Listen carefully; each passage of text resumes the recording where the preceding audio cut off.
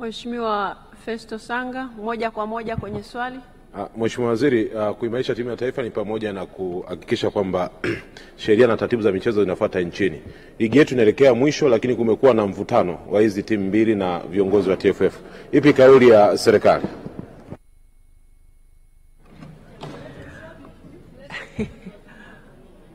Mheshimiwa Stablaya, unataka kumsaidia kujibu Mheshimiwa Naibu Waziri?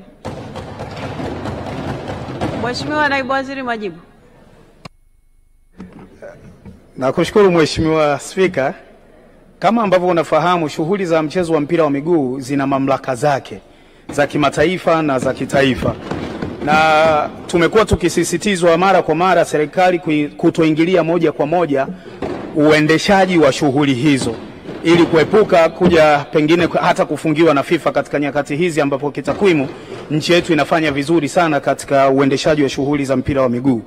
Mamlaka za uendeshaji na usimamizi wa shughuli za mpira wa miguu nchi hii ni TFF, ambayo ni shirikisho la mpira wa miguu nchini, lakini pia na bodi ya ligi kuu, ambazo serikali, hata taarifa ambazo tunazitoa hapa tuna rely kwenye taarifa tunazopata kutoka kwao.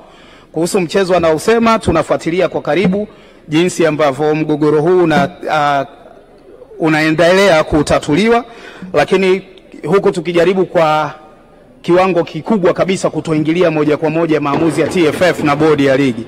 Lakini tumekuwa tukifuatilia kwa karibu, eyes on hands off, huku tukisisitiza TFF na bodi ya ligi kufuata na kutekeleza kanuni na sheria ambazo wamejiwekea za uendeshaji wa mpira wa miguu.